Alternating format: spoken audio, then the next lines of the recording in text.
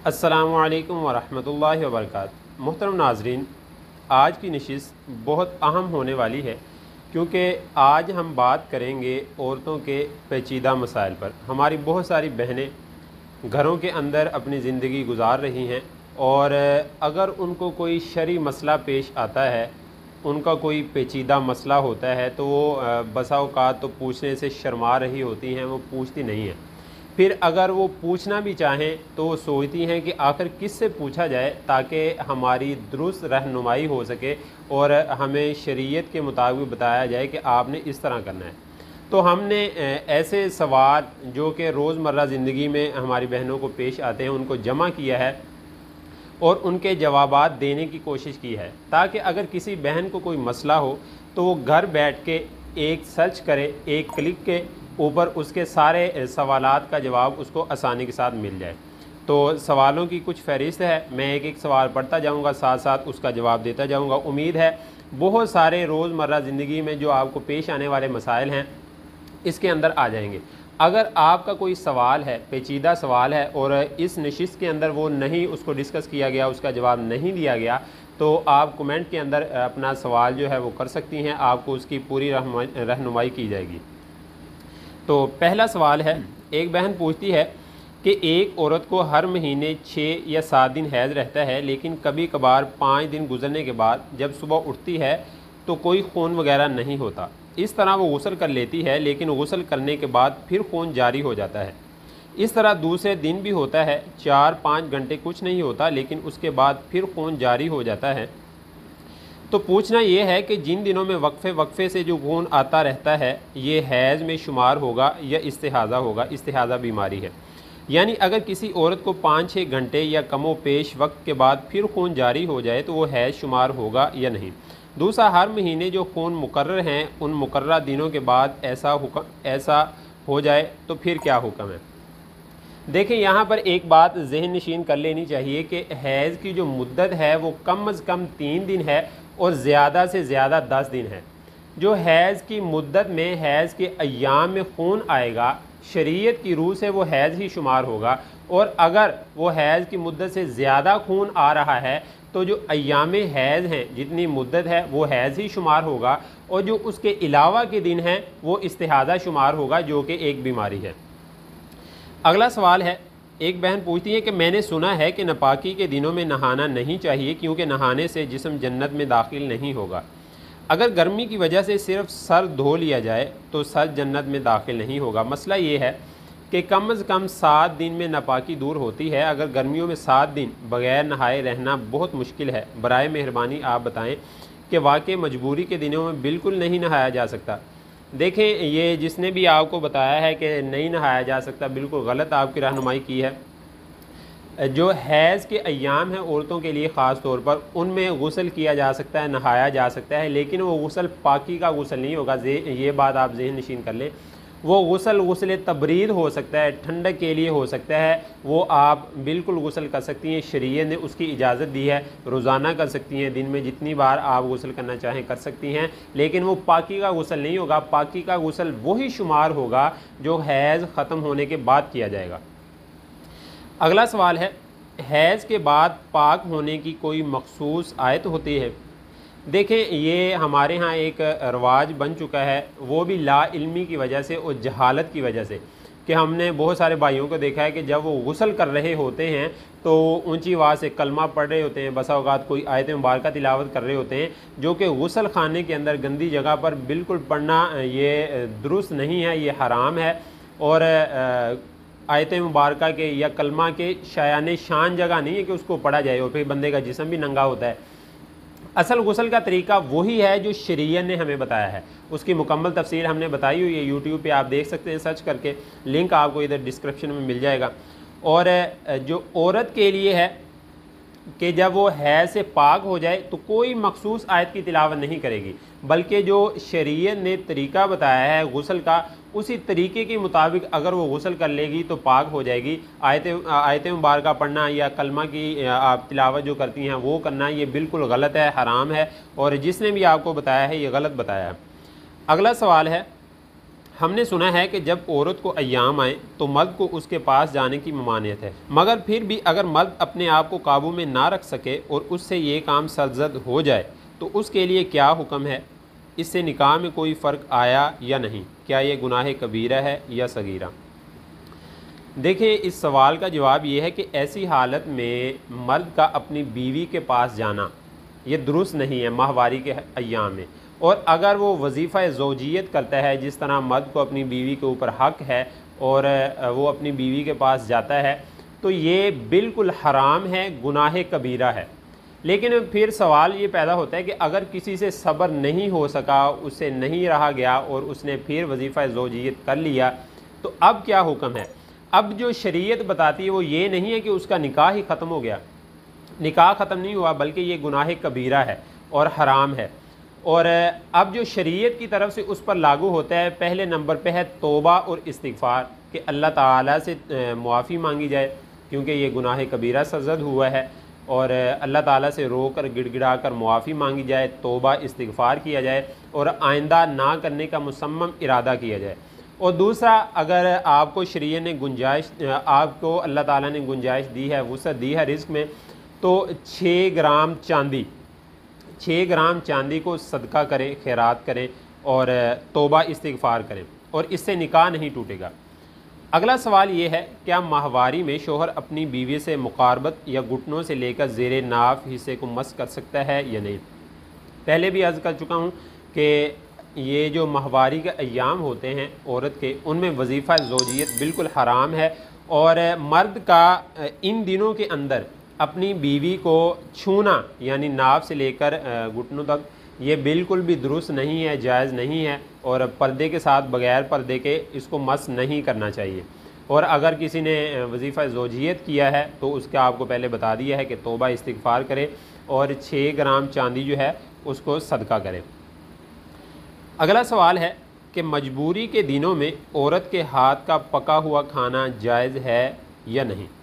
देखें, ये जो सवाल है ये पहले पुराने ज़माने की बात है कि जब यहूदियों का राज था, वो इस तरह करते थे कि जब उनकी औरतों को माहवारी आती, खून आता, तो अपनी औरतों को बिल्कुल अलग थलग उनसे हो जाते, उनको अलग कर दे, उनके हाथ का खाना नहीं खाते थे, उनके साथ बैठना पसंद नहीं करते थे, उनके साथ बात करना पसंद नहीं करते थे, उनको बिल्कुल अलग थलग कर देते थे, जैसे कि ये इंसानों में से है ही नहीं, और उसके साथ जानवरों जैसा बदतर सलूक करते थे। लेकिन जब इस्लाम आया तो इस्लाम ने औरत का मकाम बताया, लोगों के दिलों में बिठाया कि औरत की क्या इज़्ज़त है, औरत की क्या तकरीम है।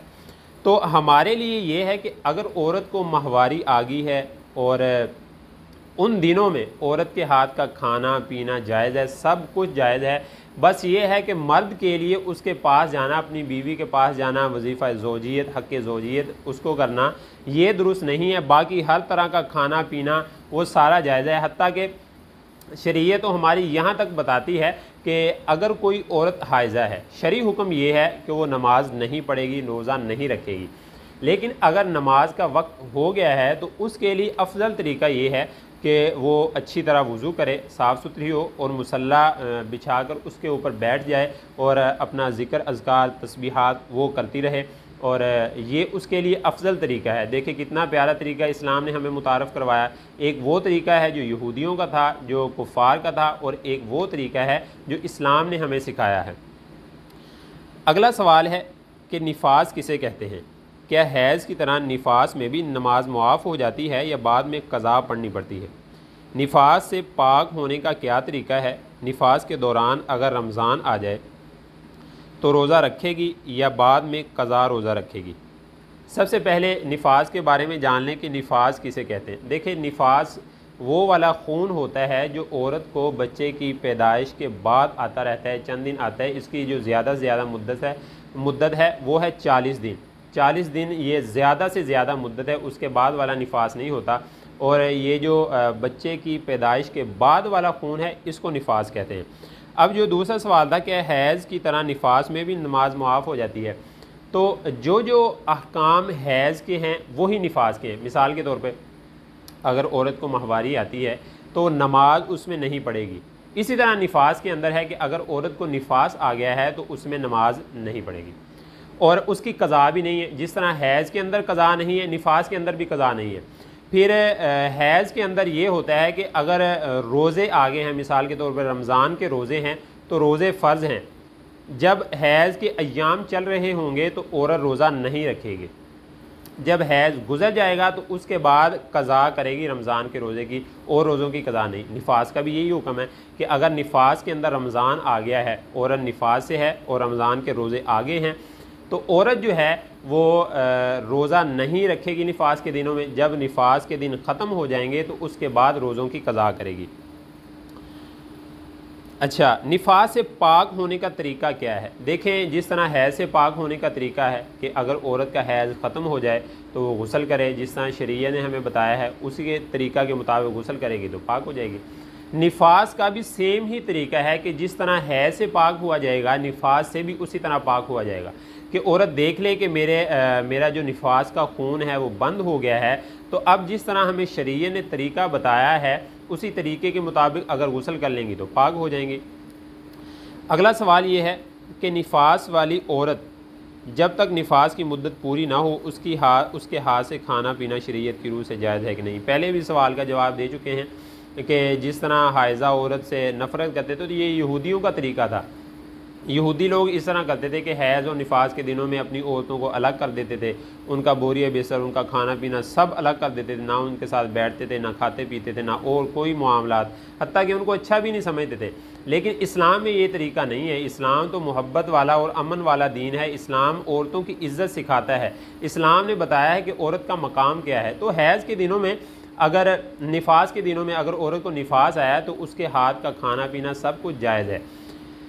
अगला सवाल ये है कि बच्चे की पैदाइश के बाद माँ और बच्चे को जिस कमरा या घर में रखा जाता है 40 दिन बाद उसको अच्छी तरह साफ़ किया जाता है, इसमें रंग और रोगन किया जाता है, और जब तक ऐसा नहीं किया जाता वो घर या कमरा नापाक रहता है, जबकि बराह रास्त औरत की नापाकी से इस घर या कमरा का ताल्लुक़ भी नहीं होता।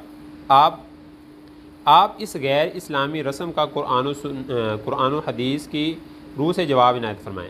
अच्छा, ये है कि जिस जगह डिलीवरी हुई है तो उस कमरे को इस तरह समझना कि ये बिल्कुल नापाक हो गया, ये बिल्कुल गलत है। ये भी वही जाहिलाना रवश है और वही समझना है कि जिस तरह पहले जाहिल लोग करते थे कि जिस कमरे के अंदर बच्चा हुआ है तो वो कमरा नापाक हो गया है, लिहाजा इसमें नहूसत आ गई है, इस सारे कमरे को अच्छी तरह साफ़ किया जाए।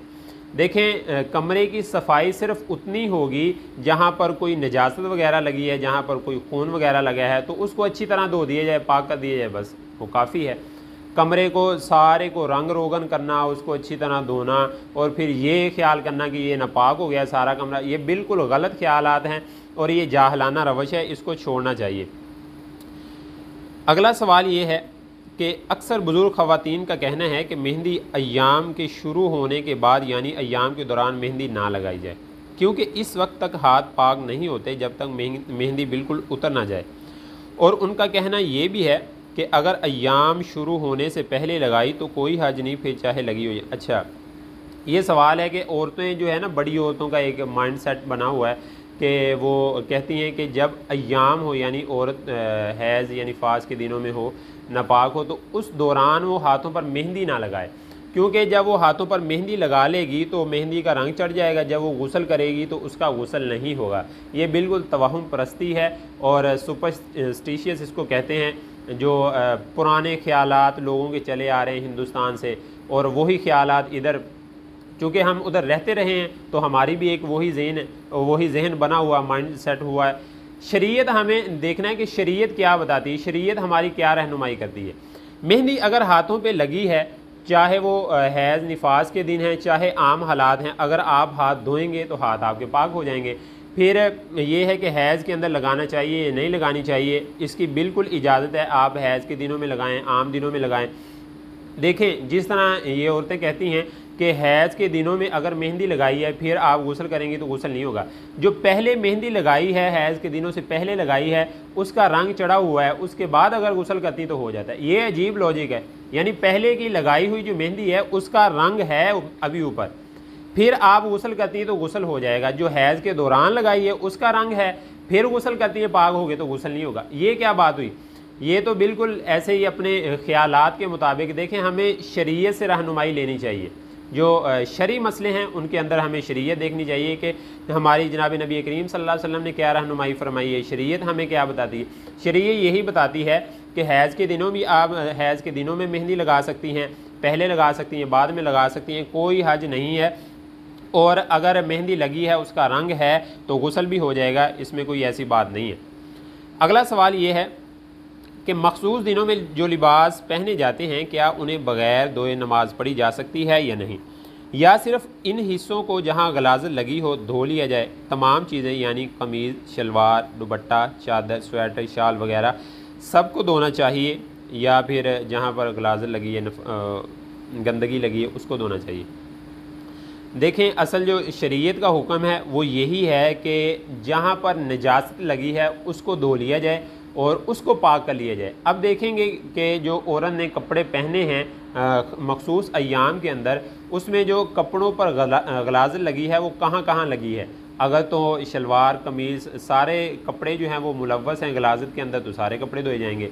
लेकिन अगर किसी ख़ास जगह पर ख़ास मकाम में लगी है तो उस ख़ास मकाम को धोकर बाकी कपड़ों को पहन कर नमाज़ पढ़ ली जाए। नमाज़ पढ़ना दुरुस्त है, सारे शरई अफ़आल करना सारा कुछ दुरुस्त है, तिलावत, नमाज, हर तरह का काम कर सकती हैं अगर आपके कपड़े पाक हैं। अगर नापाक हैं तो उसको धो लिया जाए, उसको पाक कर लिया जाए। अगला सवाल ये है, क्या औरतों को किसी लोहे की चीज़ से गैर ज़रूरी बालों को दूर करना गुनाह है? देखें, जिस तरह मर्दों के गैर ज़रूरी बाल होते हैं, शरीयत कहती है कि इसको साफ़ किया जाए, औरतों के भी इसी तरह होते हैं। और औरत के लिए जो ख़ास है वो पाउडर है और क्रीम वगैरह है, ये साबुन, चूना, पाउडर, इस चीज़ का इस्तेमाल अफजल है। लेकिन अगर कोई औरतें ऐसी हैं कि जो ये चीज़ें इस्तेमाल नहीं करती, लोहे की चीज़ें इस्तेमाल करती हैं, ब्लेड वगैरह इस्तेमाल करती हैं गैर ज़रूरी बालों को साफ़ करने के लिए, तो शरीयत इसकी इजाज़त देती है। ये नहीं है कि शरीयत ने इसकी इजाज़त नहीं दी, लेकिन जो अफजल तरीका है वो यही है कि पाउडर वगैरह या ऐसी चीज़ें इस्तेमाल की जाएँ, क्योंकि इसमें जो मेन रीज़न है वो यही है कि जो औरत की जिल्द होती है वो नाजुक होती है और शरीयत यही चाहती है कि उसकी जिल्द जो है वो नाजुक रहे, ठीक है। और मर्द की जिल्द जो है वो हार्ड होती है, सख्त होती है, और इसमें इतनी वो, और मर्द को अगर वो ये पाउडर, साबुन वगैरह इस्तेमाल करते हैं बालों को उतारने के लिए तो उनके बाल जल्दी नहीं उतरते, क्योंकि एक तो जिल्द हार्ड होती है, दूसरे बाल भी सख्त होते हैं, जिसकी वजह से उतारना मुश्किल होता है। तो इसी वजह से जो मर्द हजरात हैं वो लोहे की चीज़ें इस्तेमाल करते हैं और जो औरतें हैं वो पाउडर वगैरह, और शरीयत भी यही कहती है कि पाउडर वगैरह ऐसी चीज़ें इस्तेमाल करनी चाहिए जो कि अफजल हैं। अगला सवाल ये है कि इन चीज़ों के पाक करने के बारे में ज़रूर बताइए जिनको दौरान हैज़ इस्तेमाल कर चुके हैं, मसलन सोफ़ा सेट, नए कपड़े, चारपाई, ये ऐसी चीज़ जिनको पानी से पाक नहीं कर सकते। देखें, इसमें यह है कि जिस तरह आम बंदा रोज़मर्रा ज़िंदगी के अंदर जो चीज़ें इस्तेमाल करता है, हैज़ के दिनों में भी वही चीज़ें बंदा इस्तेमाल करता है, लेकिन हमें सिर्फ़ ये देखना है कि जो गिलाज़त है वो कहाँ पे लगी है, निजासत कहाँ पे लगी है। जहाँ जहाँ निजासत है उसको धो लिया जाए, वो चीज़ें पाक हो जाएगी। सिंपल उसूल है, इसमें कोई ज़्यादा लंबी चौड़ी बहस नहीं है, कोई तकनीकी बातें नहीं है। जहाँ पे निजासत लगी है, गिलाज़त लगी है, उस चीज़ को धो लिया जाए, वो पाक हो जाएगी। और जहाँ पे कुछ भी नहीं लगा, महज बैठने से वो चीज़ें नापाक नहीं होती, ठीक है। ये समझने की बात है कि अगर औरत जो है अय्याम मखसूसा में चल रही है तो वो एक चारपाई पे बैठती है या बेड पे बैठती है और वहाँ पे निजासत नहीं लगती तो वो नापाक नहीं होता। नापाक तभी होगा जब वहाँ पे निजासत लगेगी, और जहाँ पे निजासत लगती है उसको धो लिया जाए तो वो चीज़ें पाक हो जाएंगी। सवाल है कि हमने बचपन में कुरान पाक नहीं पढ़ा था, इसलिए अब पढ़ रहे हैं। हमारी उस्तानी कहती है कि तुम कुरान शरीफ मखसूस दिनों में भी पढ़ा करो। सिपारे के सफ़े मैं पलट दिया करूँगी, क्योंकि पढ़ते तो ज़ुबान से हैं और ज़ुबान पाक होती है। अब आपसे पूछना ये है कि क्या हम इन दिनों में कुरान शरीफ पढ़ सकते हैं? अच्छा, इसमें ये पूछा गया है कि एक उस्तानी जो है अपनी शागिर्दा को बता रही है कि जो मखसूस अय्याम हैं आपको उन दिनों में भी कुरान मजीद पढ़ना चाहिए, और रही बात कुरान मजीद को छूने की, तो सफ़े मैं पलट दिया करूँगी। देखें, अय्याम मखसूसा में औरत का कुरान मजीद पढ़ना, बल्कि किसी का भी जो हैज़ निफास की हालत में या कोई बंदा है जनाबत की हालत में कुरान मजीद पढ़ना बिल्कुल भी जायज़ नहीं है। पढ़ना तो दूर की बात, उसको छूना भी जायज़ नहीं है। और ये उस्तानी साहिबा जो हैं वो बता रही हैं अपनी बच्चियों को, जो उनकी शागिर्दा हैं, उनको बता रही हैं कि आप अय्याम मखसूसा में कुरान मजीद पढ़ सकती हैं, तो ये इसकी बिल्कुल भी इजाज़त नहीं है, ये नाजायज़ है, हराम है। जब उसको छूने की इजाज़त नहीं है तो पढ़ने की इजाज़त किस तरह हो सकती है, ये आप मुझे बताएँ। फिर निजासत के बारे में जो उन्होंने एक बात की है कि जो नापाकी होती है, एक सवाल के अंदर थी, क्योंकि पढ़ते तो ज़ुबान से हैं और ज़ुबान पाक होती है। यानी उसका उस्तानी का कहना ये था कि हम ज़ुबान से कुरान मजीद पढ़ते हैं और ज़ुबान पाक होती है, लिहाजा कुरान मजीद पढ़ सकते हैं। देखें, जो निजासत होती है वो दो तरह की होती है। एक होती है निजासत हुक्मी और एक होती है निजासत ज़ाहिरी। यानी निजासत ज़ाहिरी तो वो है कि जो हमारे कोई जिस्म के ऊपर कोई चीज़ लगी हुई है, वो निजासत है। निजासत हुक्मी ये है कि बंदा हैज़, औरत हैज़ निफास के अंदर है और इसी तरह किसी बंदे के ऊपर गुस्ल वाजिब है, तो उस सूरत में जो उसकी निजासत होगी वो निजासत हुक्मी होगी। यानी ज़ाहरी तौर पे निजासत नहीं है, लेकिन हुक्मन वो क्या है, नापाक है। जिस तरह बंदा आम हालात में नमाज़ पढ़ने के लिए वज़ू करता है तो पहले वो पाक ही होता है, लेकिन अगर वो नमाज़ पढ़ेगा तो उसको वज़ू करना ज़रूरी है। इसी तरह कुरान मजीद पढ़ने के लिए ज़रूरी है कि बंदा हैज़, निफास, इसी तरह गुस्ले जनाबत उससे पाक हो, यानी जो उसकी निजासत है उसको अच्छी तरह दूर करे, फिर वो कुरान मजीद पढ़ सकता है, अदरवाइज़ वो कुरान मजीद नहीं पढ़ सकता। फिर अगला सवाल है, मखसूस अय्याम में औरत को अगर कुछ कुरानी आयात याद हों तो क्या वो पढ़ सकती है या नहीं। देखिए, कुरान मजीद की तिलावत की जो बात है या उसको पढ़ने की बात है, उसके बारे में शरीयत ये कहती है कि औरत अय्याम मखसूसा में कुरान मजीद की तिलावत नहीं कर सकती। हाँ, अलबत्ता इतनी इजाज़त है कि कुरान मजीद की वो आयात जो बतौर दुआ हम पढ़ते हैं, तो अय्याम मखसूसा में औरतें वो दुआएँ पढ़ सकती हैं जो कुरान मजीद की आयात को हम बतौर दुआ पढ़ते हैं, उसके पढ़ने की इजाज़त है। वैसे पढ़ने की इजाज़त नहीं है, देख के हैं ये ज़ुबानी पढ़ती हैं तो वो इजाज़त नहीं है। अगला सवाल ये है कि मैं रियाज़ुस्सालिहीन अरबी जिल्द अव्वल की हदीस पढ़ती और याद करती हूँ, क्या मैं ख़ास अय्याम में भी इन अरबी अहादीस को पढ़ और याद कर सकती हूँ। नीज़ कुरान का तर्जुमा बग़ैर अरबी पढ़े, बग़ैर हाल लगाए, सिर्फ़ उर्दू तर्जुमा देख कर पढ़ सकती हूँ और इनको ख़ास अय्याम में याद कर सकती हूँ। देखें, जहाँ तक अहादीस की बात है तो उनकी अरबी वग़ैरह और उसको तर्जुमे के साथ पढ़ना इसकी शरीयत ने इजाज़त दी है, और कुरान मजीद को तर्जुमे के साथ पढ़ना, उसको लिखना पढ़ना ये जायज़ है। अलबत्ता जो कुरान मजीद का मतन है अरबी के अंदर, ना ही उसको छूना जायज़ है और ना ही मखसूस अय्याम में औरत के लिए उनको पढ़ना जायज़ है। बस इसकी एहतियात करें, बाकी इजाज़त है दोनों मसलों की। अगला सवाल ये है कि कुरानी सूरतें निसाब में शामिल हैं, इम्तिहान में इनका मतन, तशरीह और दूसरी आयात के हवाले तहरीर करने होते हैं, इन अय्याम में ये तहरीर करना कैसा है। यानी एक बच्ची है जो स्कूल कॉलेज की बच्ची है, उसने ये सवाल किया है। वो कहती है कि जिस तरह फ़र्स्ट ईयर की किताब है इस्लामियात की, उसके अंदर आयात मुबारक है कुरान मजीद की, और उसको फिर पढ़ना, उसकी तशरीह लिखना, ये मखसूस अय्याम में इसका क्या किया जाए। आया कुरान मजीद को हम तिलावत कर सकती हैं, उसको पढ़ सकती हैं, लिख सकती हैं इम्तिहान में या नहीं। देखें, इम्तिहान हाल में जो अगर आपने कुरान मजीद की कोई आयत मुबारक लिखनी है तो मतन लिखने की इजाज़त नहीं है। यानी जो कुरान मजीद का मतन है ना, जिस तरह अल्हम्दुलिल्लाहि रब्बिल आलमीन, ये अल्हम्दुलिल्लाहि रब्बिल आलमीन अरबी के अंदर आप नहीं लिख सकती। बस इसका ये है कि हवाला दे दिया जाए आयत मुबारक का और साथ में इसका तर्जुमा ज़िक्र कर दिया जाए, और मतन को ना ही पढ़ा जाए और ना ही उसको लिखा जाए, इसमें एहतियात करनी चाहिए। सवाल है कि ख़वातीन अपने ख़ास अय्याम में कुरान शरीफ की तिलावत कर सकती हैं या नहीं। इसका जवाब पहले भी अर्ज़ कर चुके हैं कि ख़वातीन अपने ख़ास अय्याम में कुरान मजीद की तिलावत नहीं कर सकती, ना ही उसको छू सकती हैं, ना ही उसको पढ़ सकती हैं। बस जो कुरान मजीद के अंदर वो आयात जो बतौर दुआ पढ़ते हैं उनके पढ़ने की इजाज़त है, बाकी इजाज़त नहीं है। अगला सवाल ये है, बाज़ मुअल्लिमात जो कि कायदा, नाजरा या हिफ्ज़ की तालीम देती हैं, क्या वो इस वजह से कि बच्चों की तालीम का हर्ज होगा बच्चों को पढ़ाने के लिए कुरान शरीफ की तिलावत कर सकती हैं? अगर नहीं तो फिर तालीम का सिलसिला किस तरह जारी रखा जा सकता है?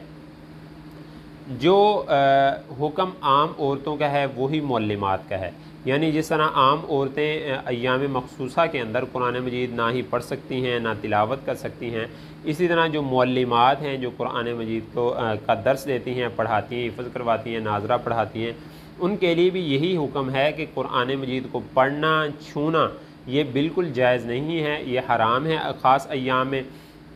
और जहाँ तक पढ़ने की बात है, वो अगर वो पढ़ना चाहती हैं, मिसाल के तौर पर खुद बैठ के पढ़ना चाहती हैं, तो दिल के अंदर अगर हाफ़िज़ हैं तो दिल के अंदर उसको पढ़ती रहें, ज़ुबान से उसके अल्फाज अदा नहीं करने चाहिए, वो नहीं कर सकती, वो शरीयत उसकी इजाज़त नहीं देती। और आगे सवाल यह है कि ख़वातीन अपने ख़ास अय्याम में किसी शख्स की या कैसेट, रेडियो और टेलीविज़न से तिलावत कुरान मजीद सुन सकती हैं या नहीं?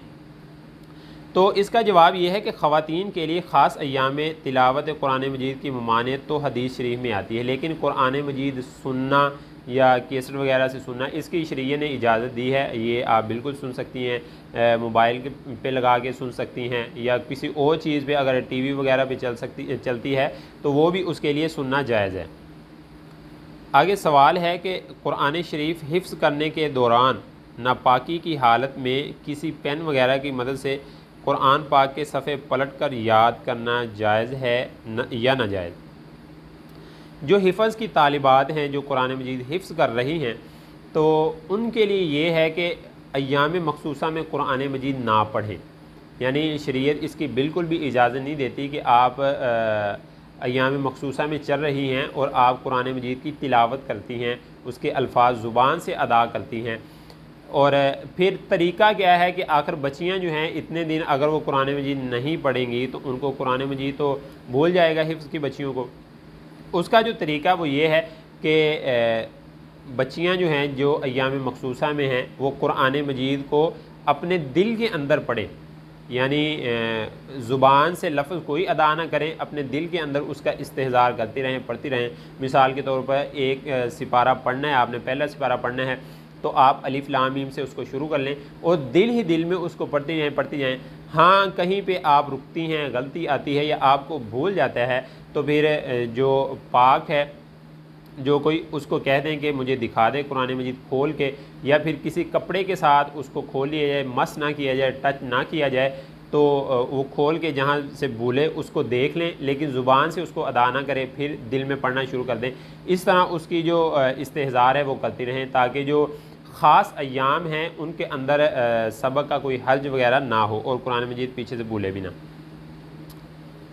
फिर सवाल ये है कि हम सेकंड ईयर की तालिबात हैं और हमारे पास इस्लामिक स्टडीज़ है जिसमें कुरान के शुरू में 12 रुकू हमारे कोर्स में शामिल हैं।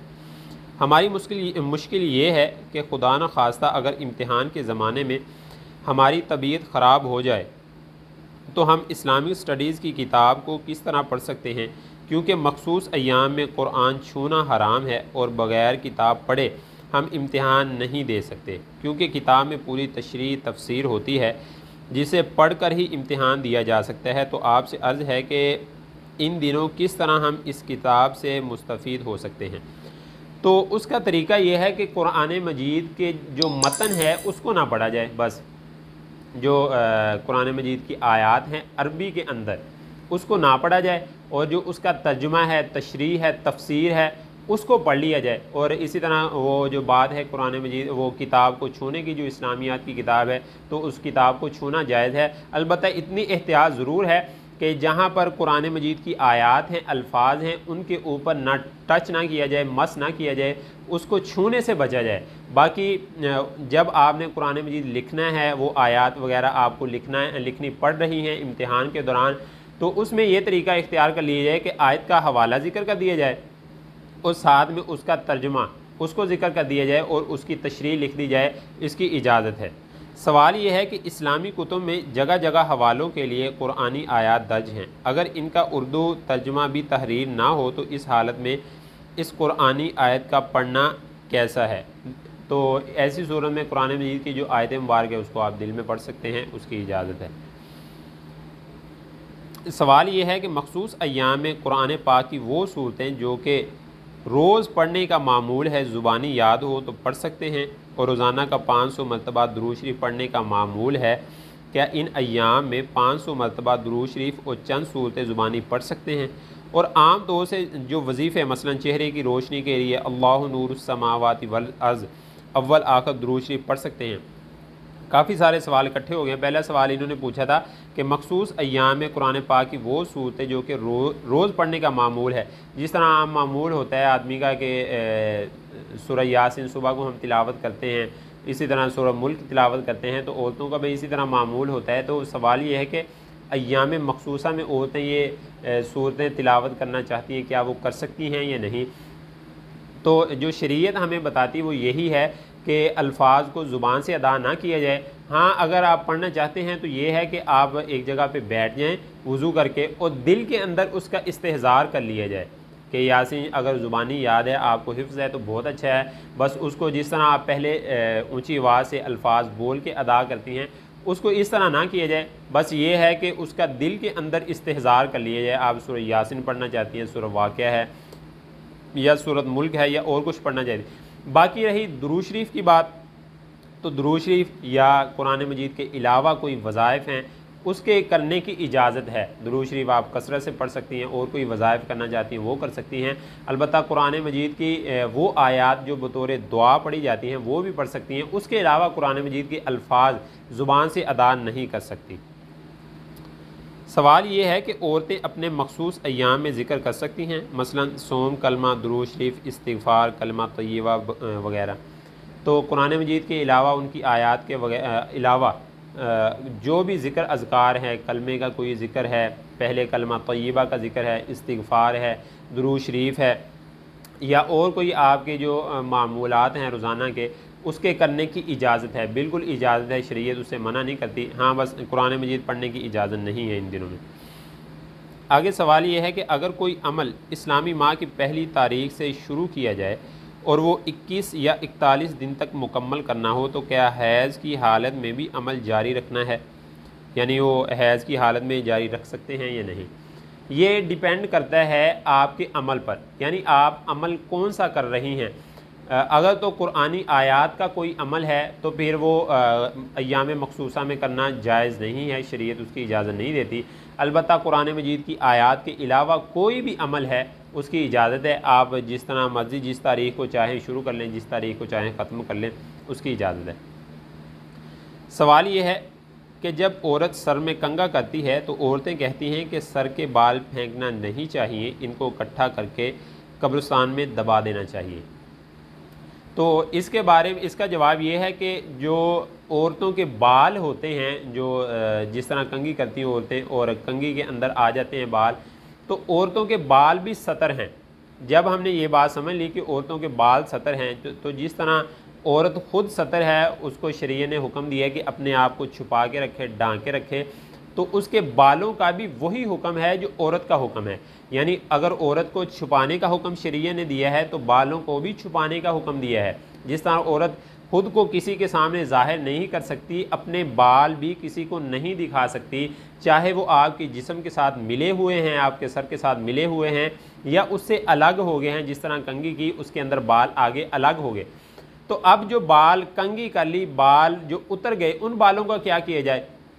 तो औरतों के लिए एक आसान हल है कि घर के अंदर कोई ऐसी चीज़ बना ली जाए कि जब वो कंघा करती हैं तो उन बालों को उतार के एक जगह पर रख लिया जाए। कोई डब्बा है या कोई एक ख़ास मकाम है, वहाँ पर उनको जमा करते जाएं। जब बाल ज़्यादा हो जाएं तो किसी अपने महरम को दे, ताकि वो किसी जगह पर उसको दफन कर दे। ठीक है, आम किसी जगह पे फेंकना दुरुस्त नहीं है, क्योंकि जो बाल होते हैं इन पर जादू बहुत जल्दी हो जाता है, और वैसे भी ये सतर हैं औरतों के लिए, इसको छुपाना ज़रूरी है। तो इसका बेहतरीन तरीका ये है कि जब औरतें कंघी करें, उन बालों को एक जगह जमा कर लें, और फिर जब बाल काफ़ी सारे हो जाएँ तो अपने किसी महरम को दें ताकि वो दफन कर दें। सवाल ये है कि आजकल नौजवान लड़कियां इस कश्मकश में मुब्तला हैं कि आया लड़कियां जो नाखूनों को पॉलिश लगाती हैं, इसको साफ़ करने के बाद वज़ू करें या पॉलिश के ऊपर से ही वज़ू हो जाएगा। कई समझदार और तालीम याफ्ता लड़कियां और मुअज़्ज़ज़ नमाजी औरतें ये कहती हैं कि नाखूनों की पॉलिश साफ़ किए बगैर ही वज़ू हो जाएगा। देखें, हमारी बहुत सारी पढ़ी लिखी बहनें वो इस ज़ोम में हैं और उनका ये गुमान है, ख्याल है कि ये जो नाखून होते हैं, नाखूनों के ऊपर जो पॉलिश लगी होती है, अगर इसी तरह हमने वज़ू कर लिया तो इससे वज़ू हो जाता है और नमाज भी हो जाती है। और दूसरी जो नाखून बढ़ाने की बात है, नाखून बढ़ाने वाली एक जो आदत है हमारी औरतों के अंदर, बहनों के अंदर, ये भी बहुत बुरी आदत पाई जाती है। अगर नील पॉलिश की बात की जाए तो ये एक तय होती है जो नाखूनों के ऊपर जम जाती है। जब वो तय एक लेयर ऊपर आ गई तो जब बंदा कोई वज़ू करता है तो पानी जिस्म को नहीं लगता, टच नहीं करता, जिसकी वजह से वज़ू नहीं होता।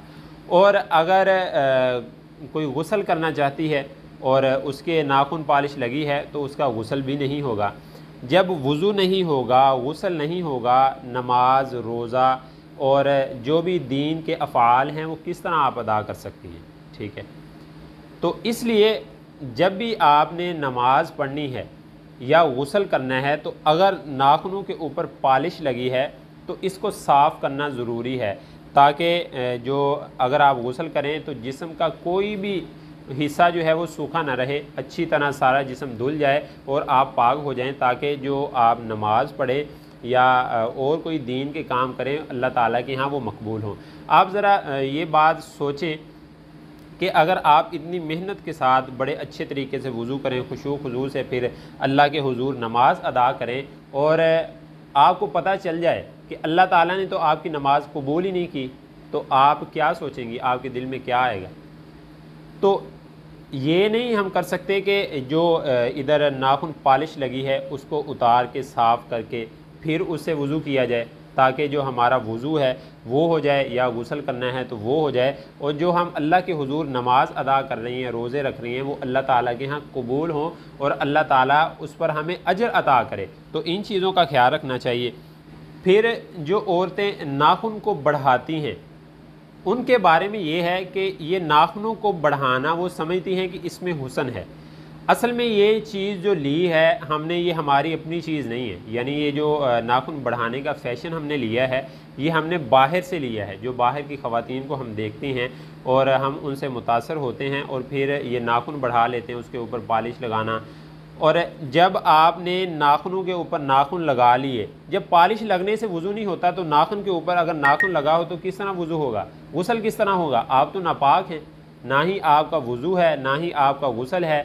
और फिर जो आप इबादत करेंगे, कोई इबादत आपकी अल्लाह ताला के यहाँ कबूल नहीं होगी, क्योंकि आपने वो तरीका इख्तियार किया ही नहीं जो शरीयत ने बताया। शरीयत तो ये कहती है कि आपके जो नाखून हैं वो छोटे होने चाहिए। हुज़ूर अलैहिस्सलातु वस्सलाम ने जो चीज़ें इंसान की फ़ितरत के अंदर बताई हैं कि इंसान की ये फ़ितरत में शामिल है, उनमें एक चीज़ नाखूनों को तराशना भी है। देखें, औरतों को, हमारी बहनों को ये बात समझनी चाहिए कि उनका जो हुस्न है, अल्लाह ताला ने उनको जिस हुस्न से नवाजा है वो बहुत है, उनके लिए काफ़ी है। ये मसनूई नाखून लगाने से उनके हुस्न में कतअन इजाफ़ा नहीं होगा, बल्कि ये तो एक तरह की जानवरों के साथ तशबीह हो जाएगी कि जिस तरह अल्लाह ताला ने जानवरों को नाखून दिए हैं वो उनके किसी काम के हैं, तो उनसे जो बड़े बड़े नाखून होते हैं जानवरों के, ये तो उनसे तशबीह हो जाएगी। और फिर इसके अंदर नाखून बढ़ाने में और कबाहत ये है कि जब बंदा कोई काम कर रहा होता है या मिसाल के तौर पे इस्तिंजा ही करता है तो उसके अंदर गंदगी रह जाती है या मैल कुछ रह जाती है, और फिर बंदा उसको अपने तौर पे साफ़ भी करता है, लेकिन नाखून बड़े होने की वजह से उसके अंदर मैल कुचैल बाकी रह जाती है जिसका हमें बिल्कुल भी अंदाज़ा नहीं होता। फिर जब बंदा उन्हीं हाथों से खाना खा रहा होगा या और कोई खाने पीने की चीज़ें इस्तेमाल कर रहा होगा, खाने पीने की चीज़ों के अंदर हाथ लगा रहा होगा, तो जो बीमारियां उससे निकलेंगी, उस गंदगी से निकलेंगी, वो सारी खाने की चीज़ों के अंदर जाएंगी और उसी से हमारे जिस्म के अंदर जाएगी, और फिर उससे हम क्या बन जाएंगे? एक तो हम बीमारियों का घर बन जाएंगे और हमसे दूसरे लोगों को भी ये बीमारियां लगेंगी। तो हमें ये चीज़ देखनी चाहिए कि शरीयत हमारी रहनुमाई इसमें क्या करती है। शरीयत ये कहती है कि औरत का हुस्न तो वैसे ही अल्लाह ताला ने बहुत बनाया है कि औरत का जिस्म ही सारा वो हुस्न है, तो उसको नाखून लगाने की क्या ज़रूरत है? और हुजूर अलैहिस्सलातु वस्सलाम ने जिन चीज़ों को फितरत में बयान किया है वो है नाखूनों को तराशना। उनमें एक बात यह है कि नाखूनों को तराशे इंसान, ताकि नाखून बंदे के साफ़ सुथरे रहें और खाने पीने की चीज़ों में जब बंदा हाथ लगाए तो ना खुद को कराहत हो और ना सामने वाले को कराहत हो। इसी तरह जब आपके नाखून बड़े होंगे, उसमें नहीं भी कुछ आप खाने पीने की चीज़ों में हाथ लगा रहे हैं, उसको इस्तेमाल कर रहे हैं, या मिसाल के तौर पर आप आटा गूंद रही हैं, तो जब सामने वाला कोई बंदा आपको देखेगा तो वो उसको नहीं नज़र आ रहे कि आपके नाखून बड़े बड़े हैं, इसके अंदर कोई गंदगी हो सकती है, तो वो आपसे कराहत करेगा, आपके हाथों की चीज़ें खाना पसंद नहीं करेगा। तो इन चीज़ों का ख्याल रखना चाहिए कि हमें दूसरों से मरगूब होने की ज़रूरत नहीं है। हमारी शरीयत हमारे लिए काफ़ी है, जो हमारी ज़िंदगी में हमारी बेहतरीन रहनुमाई कर सकती है। तो जो पढ़ी लिखी औरतें हैं उनके अंदर यही चीज़ ज़्यादा पाई जाती है, तो उनको इस बात का ख्याल रखना चाहिए और सोचना चाहिए कि हम जो नमाज़ें पढ़ती हैं हमारी अल्लाह ताला के यहाँ वो कबूल भी होनी चाहिए। और वो एक सूरत में हो सकती हैं कि अपने जो नाखून है उनको उतारा जाए और जो उसके ऊपर नील पॉलिश लगाई जाती है उसको बिल्कुल साफ़ सुथरा किया जाए और फिर वज़ू और गुस्ल उसको अच्छे तरीके से किया जाए और फिर तमाम इबादत की जाएँ और उसके बाद फिर अल्लाह ताला के हुजूर वो कबूल होगी। वगरना आपकी सारी इबादतें रियासतें अल्लाह ताला के यहाँ उसकी कोई वक़्त और कोई हैसियत नहीं है। अगला सवाल ये है कि अगर कहीं मौत आ गई तो नाखून पॉलिश लगी हुई औरत की मैयत का गुस्ल सही हो जाएगा या नहीं।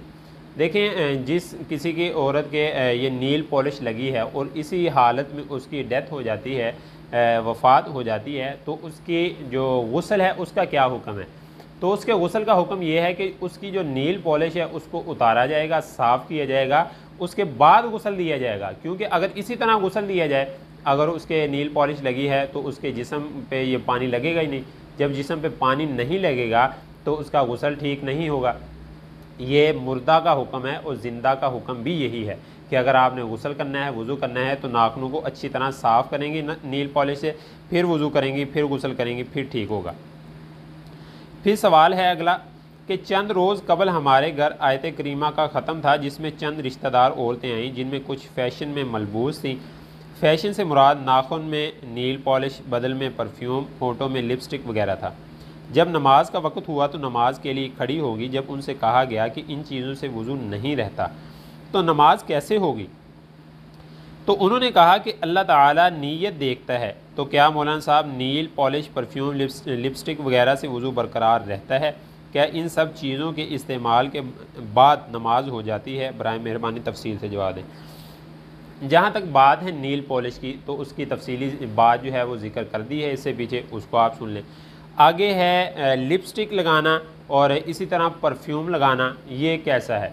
देखें, लिपस्टिक को देखा जाएगा कि अगर वो इस तरह की है कि उसकी एक लेयर बन जाती है होंठों के ऊपर और अगर बंदा उसको लगा के कोई पानी जिस्म के ऊपर डालता है तो वो जिस्म से टच नहीं होता, तो उस सूरत में वज़ू वगैरह नहीं होगा। अगर लिपस्टिक पहले लगाई थी और बाद में वज़ू किया, लेकिन अगर पहले वज़ू किया बाद में लिपस्टिक लगा ली तो इसकी इजाज़त है, इसकी गुंजाइश है। लेकिन नमाज पढ़ने के लिए बेहतर ये है कि इसको साफ़ कर लिया जाए।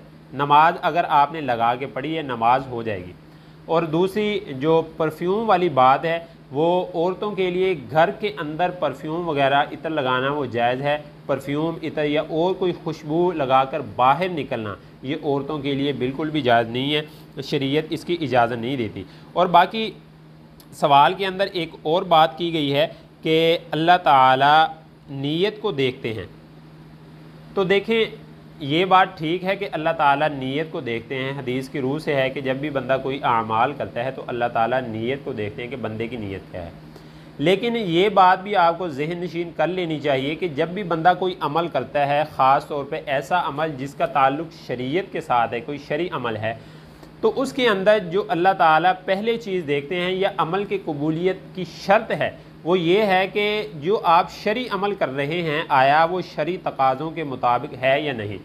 मिसाल के तौर पर आप नमाज अदा कर रहे हैं और आपने वज़ू नहीं किया, आपने वैसे ही नमाज अदा कर दी और आप कहें कि अल्लाह ताला जो है वो नीयत को देखता है और मेरी नीयत खालिस है अल्लाह ताला को राज़ी करने के लिए, तो ये अमल आपका बिल्कुल काबिल कबूल नहीं होगा, क्योंकि आपने शरई अमल गैर शरई तरीके से किया है।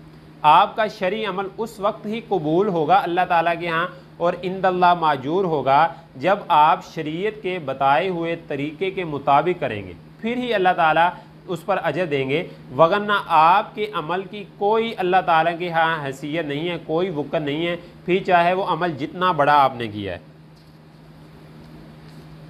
अगला सवाल है कि जिस तरह वज़ू करके मोज़ा पहन लिया जाए तो दूसरे वज़ू के वक्त पाँव धोने की ज़रूरत नहीं होती, सिर्फ जराब के ऊपर मसा कर लिया जाता है। इसी तरह वज़ू करके नाखून पॉलिश लगाया जाए तो दूसरा वज़ू करते वक्त उसे छुड़ाने की ज़रूरत तो नहीं है। देखें, ये बिल्कुल गलत है कि नाखून पॉलिश को मोज़े के साथ मिलाना। मोज़े की तो अल्लाह के नबी सल्लल्लाहु अलैहि वसल्लम ने ख़ुद उसके ऊपर मसा किया है और शरीयत ने हमें इजाज़त दी है। और जो नाखून पॉलिश है उसको इसके साथ किस तरह आप मिला सकती हैं? नाखून पॉलिश तो एक ये है कि जिस्म के ऊपर एक तय है जिसकी वजह से पानी नहीं लग सकता, और शरीयत में हमें इसकी कोई मिसाल भी नहीं मिलती कि हुज़ूर अलैहिस्सलाम ने कहीं इस तरह की कोई रहनुमाई की हो, सहाबा किराम ने कहीं कोई बताया हो। तो इसको मोज़े के साथ मिलाना ये बिल्कुल कबाहत है और इसकी असल कुछ भी नहीं है। अगला सवाल ये है कि जैसा कि नाखून पॉलिश लगाने से वज़ू नहीं होता, अगर कभी होंठों पर हल्की सी लाली लगी हो तो क्या वज़ू हो जाता है, या अगर वज़ू के बाद लगाई जाए तो नमाज? अच्छा, इसकी पहले भी बात हो चुकी है। इसका जवाब ये है कि जो लिपस्टिक या कोई सुर्खी वगैरह लगाने की बात है होंठों के ऊपर, तो उसकी तफसील ये है कि अगर वो सुर्खी इस तरह की है कि उसकी एक लेयर लगती है इस तरह कि अगर बंदा जिस्म के ऊपर पानी डाले तो वो जिस्म को टच ना होने दे, इस तरह की लेयर है, तो उसको लगाने के बाद, वो लिपस्टिक है, सुर्खी है, लगाने के बाद आप वज़ू करती हैं तो आपका वज़ू नहीं होगा। हाँ, अलबत्ता अगर पहले वज़ू कर लिया है और उसके बाद लिपस्टिक लगाई है तो उसकी इजाज़त है, नमाज़ पढ़ी जा सकती है, लेकिन उसको उतार के पढ़ना ये ज़्यादा बेहतर है। सवाल ये है कि मैंने गुस्ल के फ़राइज़ में पढ़ा है कि सारे जिस्म पर पानी इस तरह बहाया जाए कि जिस्म का कोई हिस्सा बाल बराबर भी खुश्क ना रहे। आजकल ये बात आम फैशन में आ गई है कि हमारे घरों में औरतें नाखूनों पर पॉलिश करती हैं जो ज़्यादा गाढ़ी होती है और नाखूनों पर इसकी एक तय जम जाती है, और ऐसे ही बाज़ मर्द हजरात रंग का काम करते हैं जो जिस्म के किसी हिस्से पर लग जाए तो आसानी से नहीं उतरता। ऐसी सूरत में हर दो कस गुस्ले जनाबत से पाकी हासिल कर सकते हैं या नहीं? इस्लाम ने औरत को अपने शोहर के सामने जीनत बनाओ सिंगार की इजाज़त दी है। क्या नाखून पॉलिश लगाना जायज़ है? अगर नाजायज़ है तो ऐसी हालत वाली औरत के लिए नमाज, तिलावत, खाने पीने का क्या हुक्म है? जहाँ तक बात की जाए नाखून पॉलिश की तो उसका तफसीली जवाब आपके सामने आ गया है। और बाकी रही ये बात कि जो बंदे रंग रोगन का काम करते हैं उनके हाथों पर और जिस्म वगैरह पर रंग लग जाता है, और बाज़ औक़ात वो रंग इतना गाढ़ा होता है कि अगर उसके ऊपर पानी डाला जाए तो पानी जिस्म को नहीं लगता। तो ऐसा आदमी अगर उसको गुस्ल की हाजत है और जिस्म के ऊपर रंग वगैरह है, या उसने नमाज़ पढ़नी है और जिस्म पे रंग लगा है, तो जब तक वो जिस्म का रंग साफ़ नहीं होगा ना ही आपका गुस्ल दुरुस्त होगा और ना ही आपकी नमाज दुरुस्त होगी। ठीक है, पहले रंग को उतारा जाएगा और फिर उसके बाद गुस्ल किया जाएगा, वज़ू किया जाएगा, फिर ही आपकी नमाज, रोज़ा और गुस्ल वज़ू दुरुस्त होंगे। और औरतों के लिए यही है कि नाखून पॉलिश उतार के फिर वो नमाज़ पढ़ें, फिर ये दुरुस्त है। और जहाँ तक बनाव सिंगार की बात है कि औरत जो है वो अपने मर्द के लिए बनाव सिंगार कर सकती है, शरीयत ने इसकी बिल्कुल इजाज़त दी है। और जो नील पॉलिश है उसके लिए फिर ये है कि अगर आपसे नहीं रहा जाता, आपने लाजमी तौर पे लगाना है उसके ऊपर, नाखूनों के ऊपर उसको, तो फिर ये है कि जब नमाज का वक्त हो या आपने गुस्ल करना है या वज़ू करना है, उसको उतार लें, अच्छी तरह साफ़ कर लें, वज़ू करें, नमाज़ पढ़ें, उसके बाद फिर लगा लें। आसान हल है। सवाल ये है कि किसी मुसलमान मर्द या औरत के सोने के दांत या नाखून पॉलिश लगाने की सूरत में गुस्ल हो जाता है या नहीं? दांत अगर आपके सोने के हैं या पत्थर वगैरह के या और किसी चीज़ के दांत के बने हुए दांत हैं तो उसको अलहदा तौर पे निकालना और उसको अलहदा तौर पे धोने की ज़रूरत नहीं है। इसी तरह अगर आपके ऊपर गुस्ल वाजिब है तो दांत लगे हों, आप गुस्ल करें, आपका गुस्ल भी हो जाएगा, वज़ू भी दुरुस्त हो जाएगा। और जो नील पॉलिश की बात है वो पीछे तफसील के साथ ज़िक्र होगी। सवाल ये है कि हमारी ख़वातीन इस बात पर बहस करती हैं कि इंसान अपनी खूबसूरती के लिए मेकअप कर सकता है। मालूम ये करना है कि मज़हब इस्लाम की रूह से ख़वातीन को ये बात ज़ेब देती है कि वो बहसीयत मुसलमान मेकअप करें जिसमें सुर्खी, पाउडर, नील पॉलिश शामिल हो। कि इस हालत में महफ़िल वाज़ में शिरकत करना, कुरान ख़वानी और नमाज वगैरह पढ़ना सही है या दुरुस्त? सही है या दुरुस्त। कुरान ख़वानी और नमाज वगैरह पढ़ना सही है। शरीयत ने औरतों को मेकअप की इजाज़त दी है और शरीयत की रूह में जितनी मेकअप की इजाज़त दी है वो उतना कर सकती हैं, यानी अपने ख़ावंद के लिए बनाव सिंगार वो कर सकती हैं। और जहाँ तक नाखून पॉलिश की बात की जाए, उसकी बात आपको बार बार बता दी गई है कि उसमें यही है कि जो गुस्ल जब आपने करना है तो नाखून आपके बिल्कुल साफ़ हों, फिर ही गुस्ल होगा। अगर नमाज के लिए आप वज़ू कर रही हैं तो उसको अच्छी तरह नाखूनों को साफ़ किया जाए और फिर वज़ू किया जाए, फिर ही दुरुस्त होगा।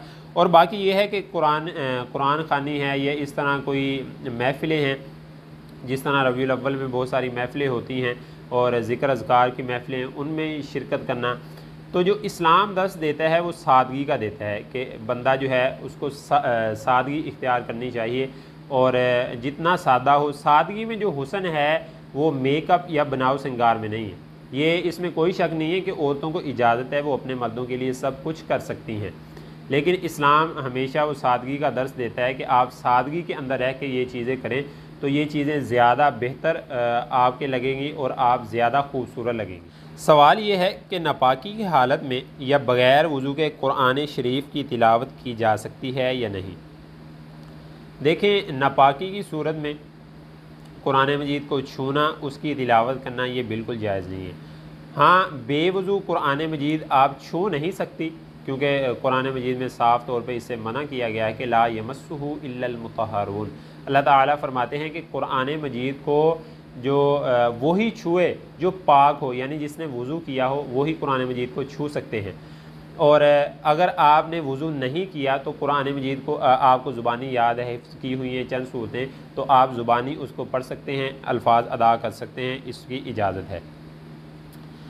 अगला सवाल यह है कि हमने सुना है कि आदमी अगर नापाक हो तो इसको कुरानी आयात तावीज़ बनाकर नहीं पहननी चाहिए, ये बात दुरुस्त है या गलत। तो इसका जवाब ये है कि जो जब बंदे के ऊपर गुस्ल वाजिब हो जाता है तो उस सूरत में वो तावीज़ वग़ैरह जो उसने गले के अंदर पहने हुए हैं और नापाकी की हालत में हैं, तो उस सूरत में ये करना चाहिए कि उसको छुए ना बंदा, यानी बंदा खुद नापाक है, गुस्ले जनाबत उसने करना है तो वो उस तावीज़ को छू रहा है, बस छुए ना। हाँ, उसके लिए पहनना ये जायज़ है, इसकी इजाज़त है। औरतों के मुतल्लिक़ ये चंद सवालात हैं जो बहुत ज़्यादा पूछे गए और उनके जवाब आपके सामने हमने ज़िक्र कर दिए हैं। और अगर इस सेशन के अंदर आपका मतलूबा सवाल नहीं ज़िक्र किया गया, उसका जवाब नहीं बताया गया, तो कमेंट बॉक्स के अंदर आप अपना सवाल पूछ सकती हैं, आपको उसकी मुकम्मल रहनुमाई कर दी जाएगी।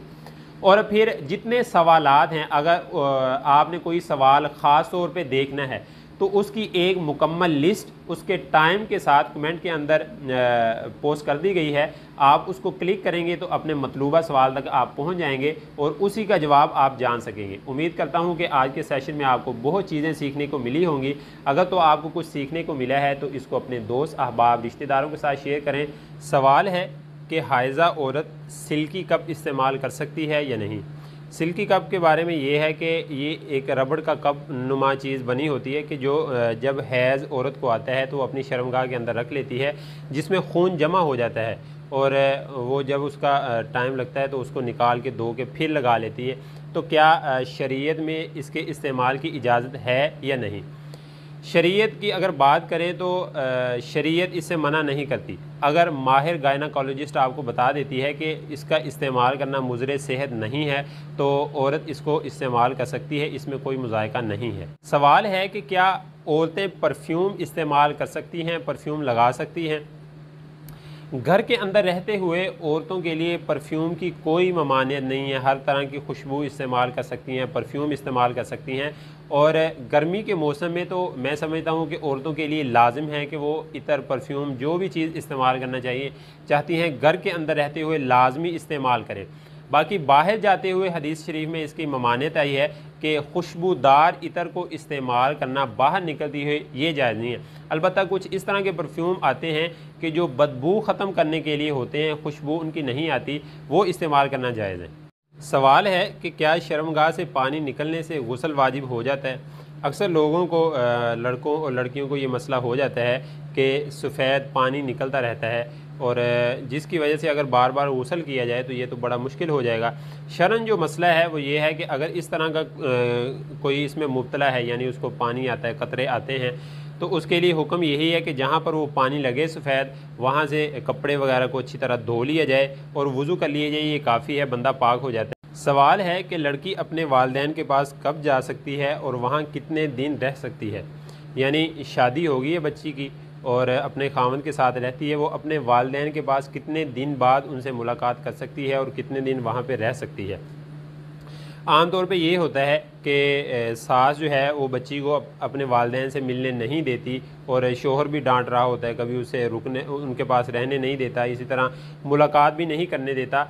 तो शरन तरीका वो ये है कि शोहर को चाहिए कि वक्तन फ़वक्तन ख़ुद ही ऐसे मौके बनाता रहे कि बच्ची जो है अपने वालिदैन से मुलाकात करे, उससे मिले, और अगर कोई खौफ फितना वगैरह ना हो या और कोई काम घर में ज़्यादा ना हो तो बच्ची को उसके वालिदैन की तरफ छोड़ दे, 1-2 दिन उधर रह ले, इससे उसका दिल बहल जाता है। और शरन ये रोकना कि बच्ची अपने वालिदैन से ना मिले, ये जायज़ नहीं है। सवाल है कि दौरान हैज़ अपनी बीवी से नफ़ा उठाना, उससे इस्तिमता करना, उससे हमबिस्तरी करना, क्या ये जायज़ है या नहीं। तो जब बीवी हैज़ के अंदर होती है, उसके नाव से लेके घुटने तक उससे नफ़ा उठाना, इस्तिमता, ये जायज़ नहीं है। यानी बग़ैर हाइल के, जिस तरह आम हालात में बंदा उससे नफ़ा उठा सकता है, हम बिस्तरी कर सकता है, आम हालात में इस तरह हैज़ के अंदर ये बिल्कुल जायज़ नहीं। इतने हिस्से को देखना और उससे नफ़ा उठाना, अगर उसके दरमियान में कोई कपड़ा वगैरह ना हो। हाँ, अगर ज़्यादा हाजत है तो कपड़े वगैरह से नफ़ा उठाया जा सकता है, अलबत्ता इसे गुरेज़ ही करना चाहिए क्योंकि औरत को इससे तकलीफ़ होती है। बाकी दूसरी चीज़ों से शरन नफ़ा उठाना जायज़ है, जैसे उसका सीना है, पेट है, हाथ वगैरह है, इससे नफ़ा उठाना शरन ये जायज़ है, इसमें कोई कबाहत नहीं है। तो जितने हिस्से में ममानियत है उतने हिस्से का ख्याल रखना चाहिए। हमारे पास एक सवाल है कि क्या हमल की हालत में दूध पिलाना ठीक है। यानी जो बच्चे की माँ है वो हामला हो गई है, 3 माह का तकरीबन हमल हो गया है, तो आम तासुर और लोगों के अंदर ये बातें मशहूर हैं कि जब माँ हामिला हो जाए तो बच्चे को दूध नहीं पिलाना चाहिए, ये दूध पिलाना गुनाह है। हालांकि ऐसी कोई बात नहीं, शरीयत में इसकी कोई ममानियत नहीं है कि माँ जो है वो हामिला हो जाए और बच्चे को दूध ना पिलाए, बच्चे को दूध पिलाया जा सकता है। और ऐसी जो बातें सुनते हैं या करते हैं, घरों में आम मशहूर हो जाती हैं, ये सारी मन गढ़ंत हैं, शरीयत से इसका कोई ताल्लुक़ नहीं है। अगर आपका कोई शरई मसला है तो कमेंट में पूछ सकते हैं, इंशाअल्लाह उसकी मुकम्मल रहनुमाई की जा सकती है। इसी तरह इधर हमारा व्हाट्सएप नंबर दिया गया है, उस पर आप पूछ सकते हैं, वहाँ पर भी आपको मुकम्मल बताया जाएगा, रहनुमाई की जाएगी। हमारे यहाँ ये तो रवाज ही नहीं है कि अगर कोई बंदा अपने घर जाता है या कोई शोहर अपनी बीवी के पास जाता है तो जाके उसको सलाम करे। बहुत सारे दोस्त अहबाब तो हमारे शर्माते ही रह जाते हैं, वो सलाम वगैरह जब घर में जाते तो सलाम ही नहीं किसी को करते और जाके अपना काम है, जो बात है वो जाके शुरू कर देते हैं। हालांकि इस तरह नहीं करना चाहिए। जो बंदा शादीशुदा है तो उसके लिए तो ये तरीका है कि जब भी वो अपनी बीवी के पास जाए उसको सलाम करे। हज़रत उम्मे सलमा रज़ी अल्लाह तआला अन्हा बयान करती हैं कि रसूलुल्लाह सल्लल्लाहु अलैहि वसल्लम सुबह के वक्त अपनी बीवियों के पास तशरीफ़ लेके जाते, उनका हाल अहवाल लेते और सबसे पहले उनको सलाम करते। तो ये एक तरीका है कि जब हम घर जाएँ या अपनी बीवी के पास जाएँ तो सबसे पहले उसको सलाम करें, उसके बाद कलाम करें। क़ाल अल्लाहु तआला वक़र्न फ़ी बुयूतिकुन्ना वला तबर्रजना तबर्रुजल जाहिलिया।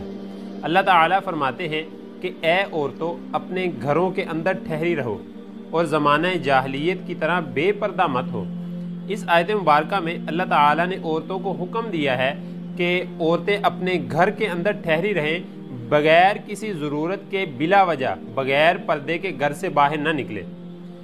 अगर आपको कोई ज़रूरत है और आपके घर में मर्द है तो आप उससे कहें वो बाज़ार जाकर चीज़ ले आए। लेकिन अगर आपके घर में कोई मर्द नहीं है और आपको अशद ज़रूरत है कि आपने बाज़ार जाना है, कोई चीज़ लेनी है या बाहर निकलने की आपको ज़रूरत पेश आ गई है, तो अपने आप को अच्छी तरह ढाँप के पर्दा करके फिर निकलें, क्योंकि पर्दा हर औरत पर फ़र्ज़ है। तीसरा उज़र ये है कि जो औरत अपने बच्चे को या किसी के बच्चे को दूध पिलाती है और रोज़े की वजह से उसका दूध नहीं आता, उसको या बच्चे को तकलीफ़ होती है, तो उस पर भी रमज़ान में रोज़ा छोड़ना ज़रूरी है, बाद में उसकी क़ज़ा करेगी।